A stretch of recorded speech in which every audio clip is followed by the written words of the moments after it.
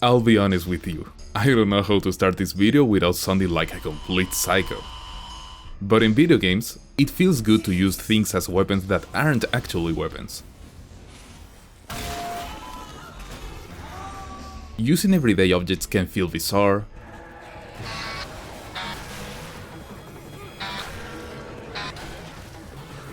funny. Sí, está con mitad de vida. Está allá.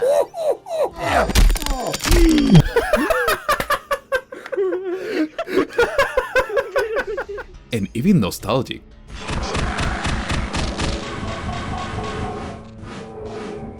Among these everyday objects, it's very common to see construction tools. I imagine it's because of how dangerous they are.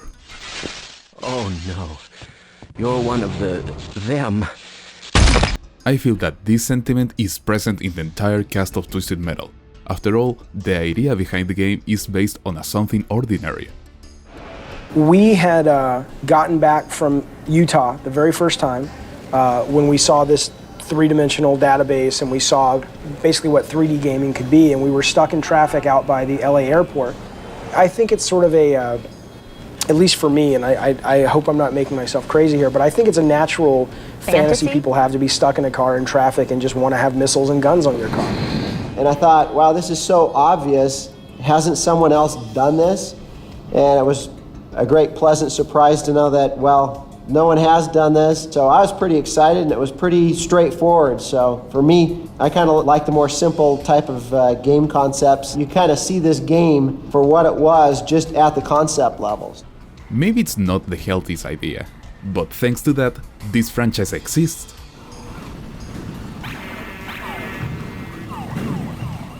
Almost all the characters have a unique attack, whether it's a plasma weapon, a missile, or a projectile. However, there are a few vehicles whose special attacks aren't far away from what they could do in real life, and one of them, a fan favorite, has always stood out from the rest. I could be referring to Darkseid. After all, it's a favorite among many fans. It even has its own meme section, the Darkseid posting. But I want to talk about Mr.Slam. Without a doubt, he has become an iconic character in the saga. Despite being a simple idea and debuting in the second installment, he's always been one of the most appealing options whenever he makes an appearance. And in this video, I'd like to share the why behind our love for this front loader.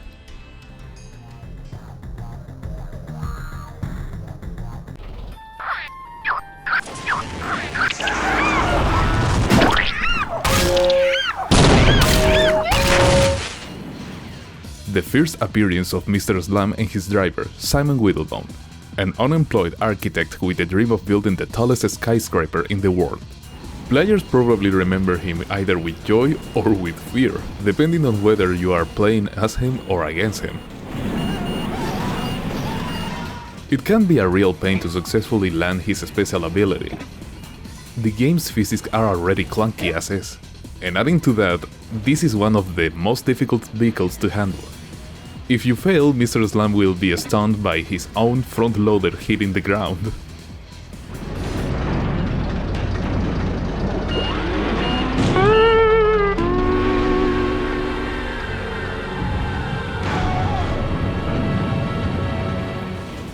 But when you manage to catch someone,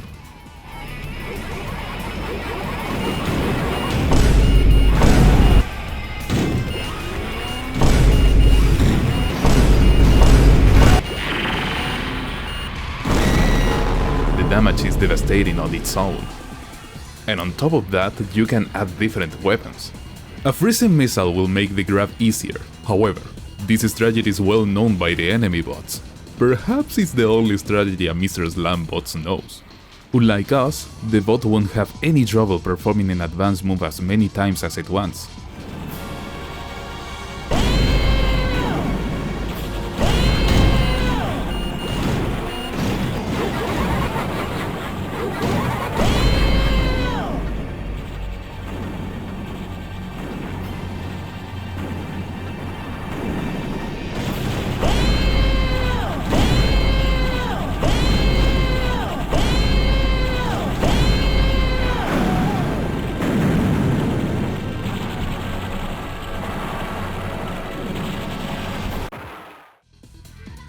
Fortunately, on medium difficulty they are more understanding and patiently wait for advanced attacks.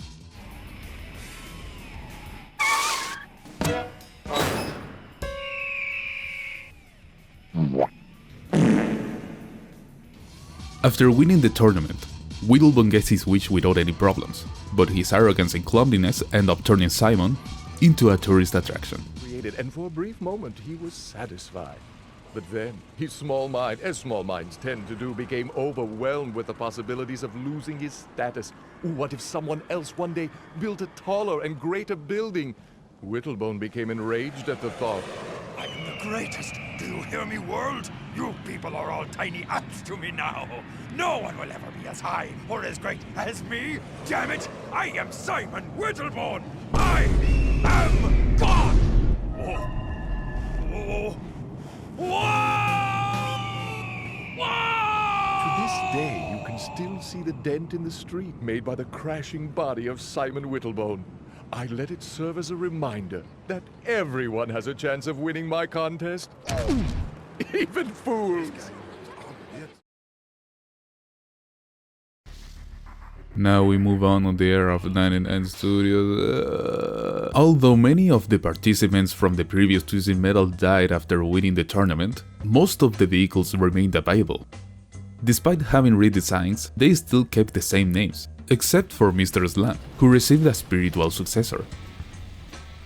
Auger is a construction vehicle. I'm pretty sure it's made up. The closest thing I found was a tunnel boring machine. From what I understand, the development of this installment was rushed and forced, and it seems Auger was one of the vehicles developed at the last minute. This might explain why it has such a descriptive name. Likewise, perhaps they replaced Mr.Slam because it was easier to program a drill than a front loader. Auger is driven by Buster Cuff, a character who, despite driving an industrial drill, is described as having enough of the tournament participants destroying his buildings. I've spent my whole life building what those twisted metal jerkies destroy in 20 minutes. Despite what the description says, Buster Cuff ends up wishing for something entirely different. Auger, your wish is for people to see your inner child.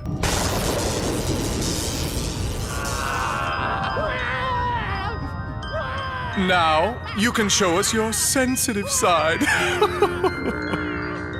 As for the gameplay, it's much easier to grab someone with Auger.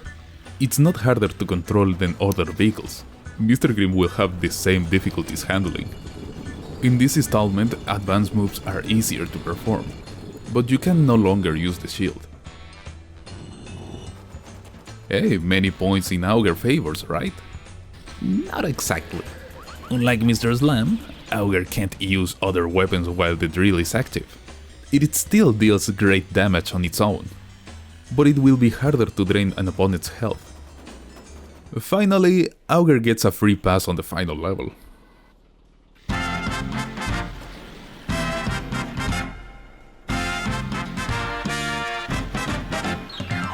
It can grab and throw enemy vehicles off the airship.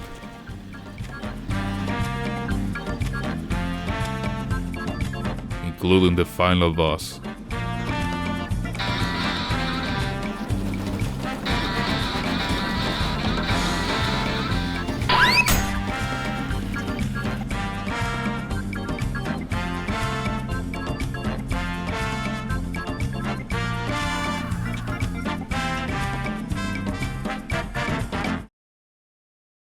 I think 99 Studios realized how much players loved Mr.Slam, because they not only decided to bring him back, they decided to bring it back 4 times. Trashman is the first spiritual successor available in a new game.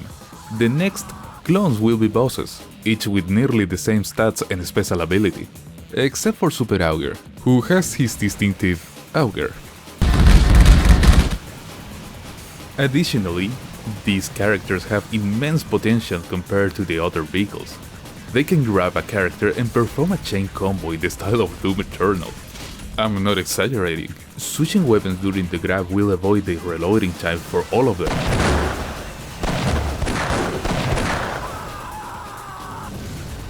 grabs of these industrial vehicles have a long duration.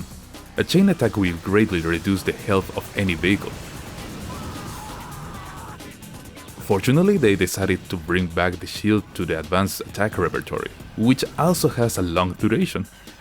These attacks can also be a double-edged sword. If you get grabbed, you can unleash a barrage of attacks in the same way. In both cases, it's recommended to use the shield. Finally, I'd like to show you a unique interaction between other Mr.Slam clones.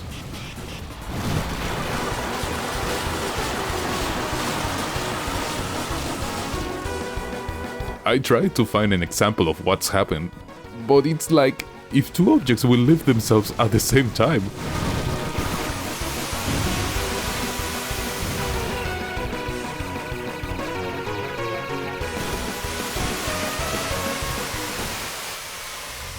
Mr.Slam's absence would occur again with the release of Twisted Metal Black, despite being developed by the original creators. But there will still be a construction vehicle. I wasn't sure whether to consider Manslaughter as spiritual successor. I feel that unlike Augur or Crusher, Manslaughter has a very important role within the saga that I mentioned at the beginning of the video, but I think I'll talk about it at the end.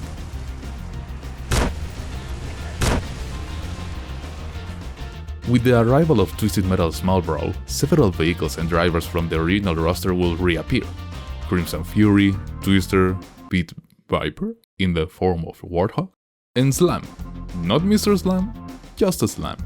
According to its beautiful description written in Comic Sans, it is the oldest and tallest character in the driver roster. Its goal is to get revenge on Billy Calypso for destroying his treehouse. As for the vehicle, it is very similar to its Twisted Metal 2 version, but with tweaks that improve its gameplay.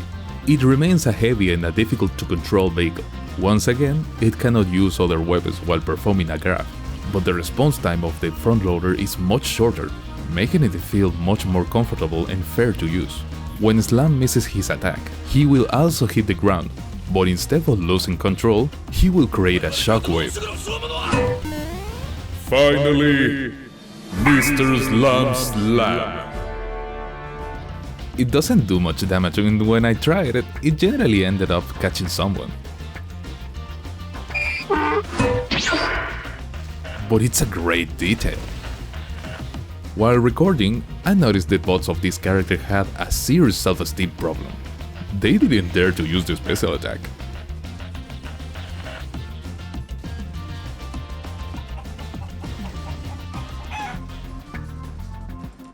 Sometime later, our favorite front loader will finally get a spot on the next generation of consoles. It finally escaped the PlayStation 1 only to land on the PSP. Thankfully later, a port of this game would be released for PlayStation 2. This would be the last appearance of Mr.Slam and Simon Whittlebone. Mr.Slam front loader will be replaced with a mechanical claw, giving it a more menacing appearance.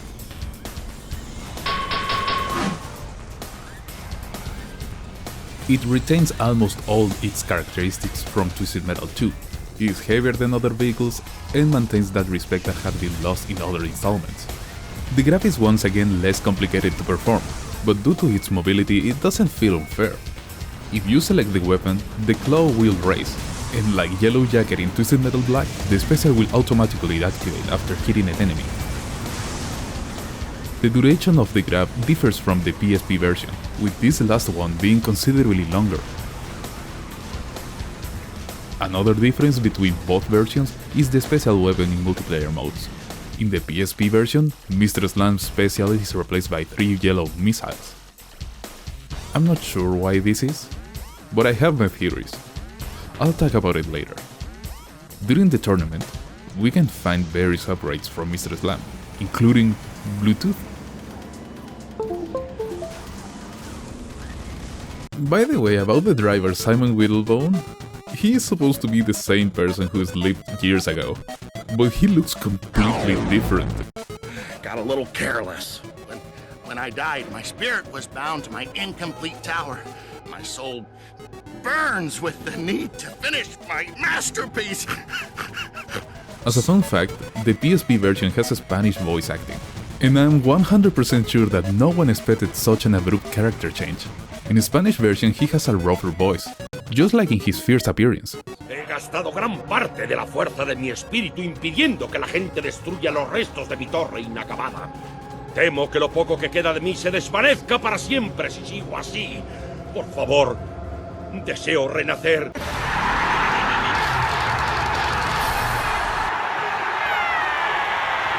Now, you can show us your sensitive side. As mentioned, Twisted Metal Head-On will mark Mr.Slam's final appearance. After this installment, his appearances will be purely speculative. He can be seen in the concept art of the cancelled Twisted Metal Apocalypse, and in the gallery of one of the designers of Twisted Metal 2012.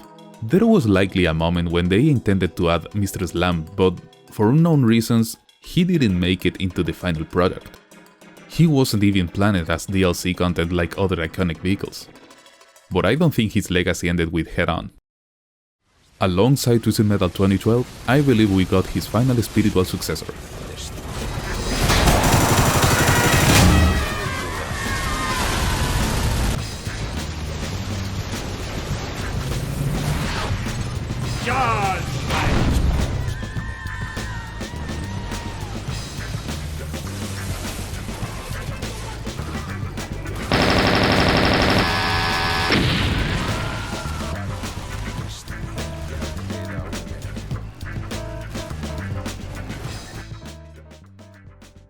Roadboat shares many similarities with Mr.Slam.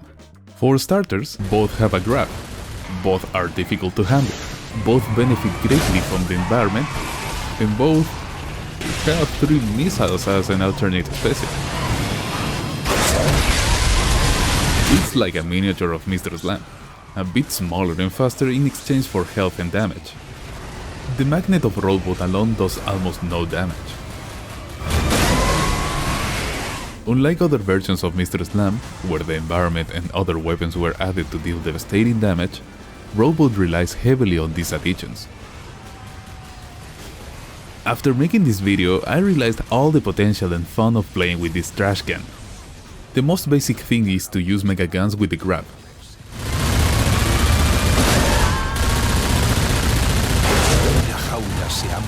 But you can also ram walls to crush the opponent, and my favorite options: throw or ram another enemy.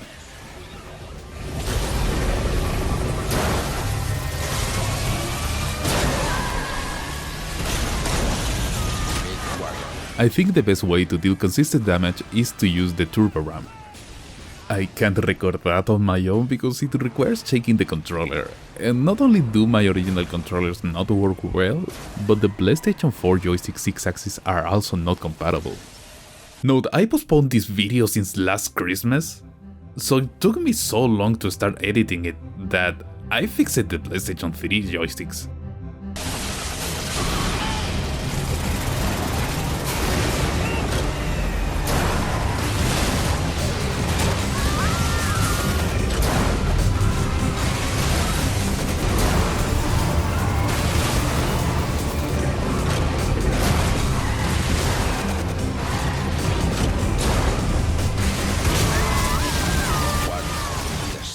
Regarding the 3 missiles, I'm sure that in Twisted Metal Head-On the reason Mr.Slam launches 3 missiles is to balance the character. If there's one thing multiplayer games have taught me, it's that free mobility is extremely important, if not the most important. It surely wasn't very fun to try to land a grab, and even less fun to be grabbed by Mr.Slam. They probably sped up the grab animation on the PlayStation 2 for the same reason. Roadboat's magnetic missiles can do a lot of damage if they bounce off a surface. I only managed to do it once. It seems that Roadboat addresses the range and frustration of being caught, except in races, but that's a different topic. Despite being the vehicle farthest from a front loader, Roadboat has something that Auger and Crusher never had. That feeling I talked about at the beginning of the video. We've all seen a front loader, an industrial truck, or a rusty neglected car. But I don't think I'll ever see a tunnel boring machine like Auger, and I'm sure I'll never see anything remotely like Crusher outside a lagoon. In my opinion, Twisted Metal has a unique quality in its aesthetic: the everydayness. The most memorable vehicles in the saga have a physical or auditory characteristics that not only make each of them special but also make them feel familiar. Twisted Metal wouldn't be the same if the vehicles were futuristic floating cars, nor would it be the same if they were toy cars, and certainly not if it were set in a post-apocalyptic world. Mr.Slam has become not only iconic in the saga but also representative of the signature that Twisted Metal has, a simple and outrageous idea very well executed. I hope you enjoyed this video. Thank you very much for watching, and see you soon. Ciao Lin!